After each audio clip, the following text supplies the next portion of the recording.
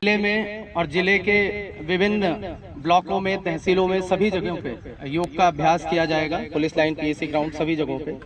उसके साथ ही साथ आप सभी आज योग प्रोटोकॉल का अभ्यास भी करेंगे और विभिन्न आसनों से आप कैसे स्वस्थ रह सकते हैं, स्वयं को निरोगी बना सकते हैं, उपयोगी बना सकते हैं, सहयोगी बना सकते हैं, ये भी सीखेंगे। अब एक बार हम सभी अपने स्थान पर सर्वप्रथम कमर गर्दन को सीधी करेंगे।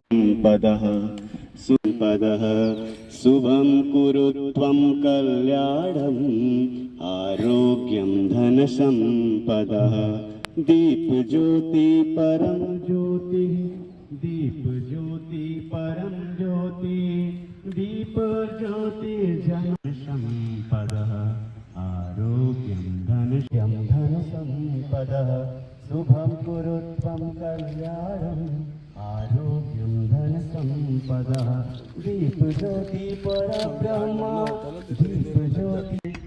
मन को शांत और सहज करते हुए सुखासन, सिद्धासन, पद्मासन आदि का चयन करें।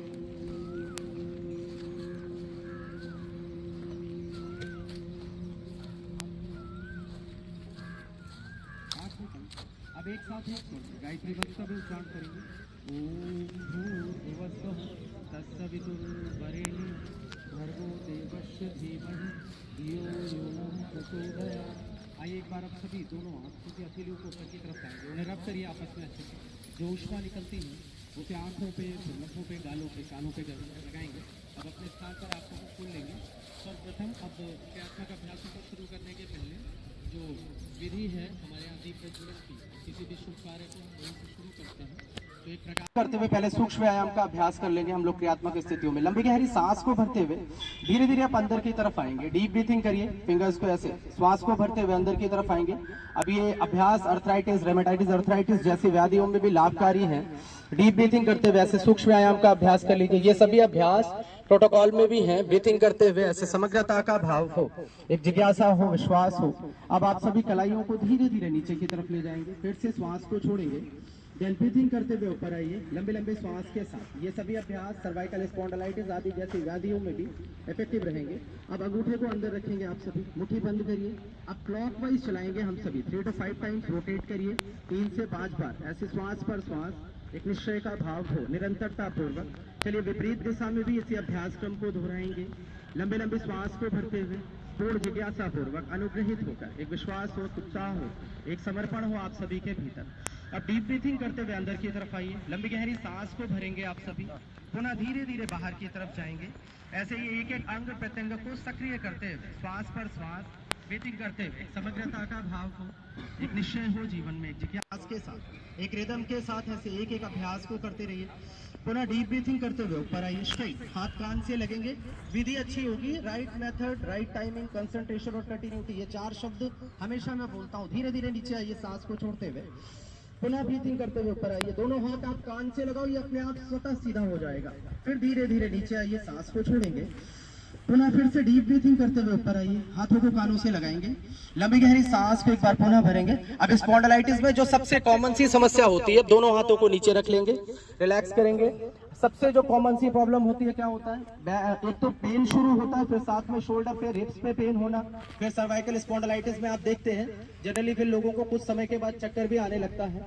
तो धीरे धीरे इन विकारों से बचने के लिए ऐसे सूक्ष्म व्यायाम का अभ्यास आप करें, ब्लड सर्कुलेशन भी आपकी अच्छी। फिर से लंबे लंबे श्वास के साथ एकाग्र चित्त होकर ऐसे विश्वास का भाव हो, एक अनुष्ठान की तरीके से दोनों एल्बो को आपस में ज्वाइन करिए सामने की तरफ। शोल्डर की आजकल उसके लिए भी ये बहुत लाभकारी रहेगा।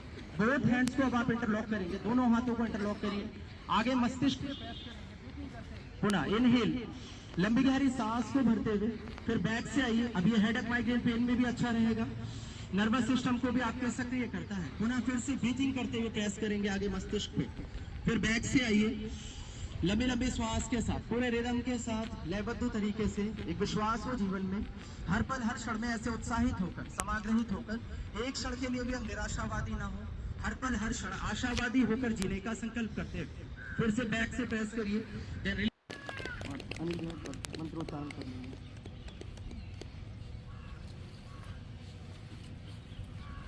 लंबे लंबे श्वास के साथ, पूरे रिदम के साथ, देन रिलीज एंड रिलैक्स।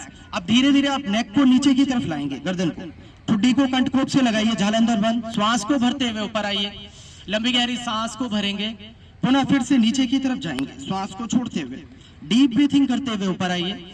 ऐसे श्वास पर श्वास एक एक अभ्यास करेंगे। हर श्वास के साथ आप अपनी लंग्स की कैपेसिटी को भी इंक्रीज करिए।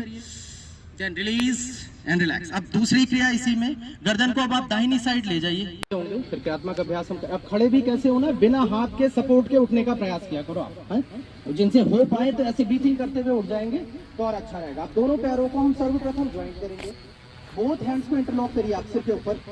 अब दोनों हाथों को इंटरलॉक कर लेंगे ऐसे, लंबी गहरी सांस को भरते हुए, डीप ब्रीथिंग करते हुए आप ताड़ासन का अभ्यास करेंगे। सबसे पहले लंबी गहरी सांस को भरिए, दोनों हथेली ऊपर आसमान की तरफ हो। ये भी अर्थराइटिस में अच्छा है, स्ट्रेस में भी लाभकारी है।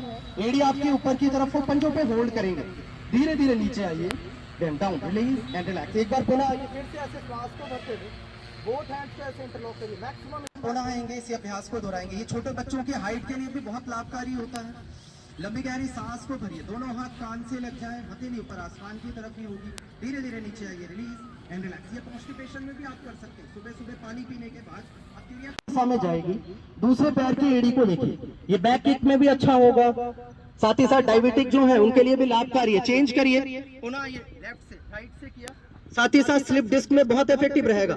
सर्वाइकल स्पॉन्डिलाइटिस, थायराइड जैसी व्याधियों, देखो आपका जो हाथ शोल्डर पे होगा गर्दन उसी दिशा में जाएगी।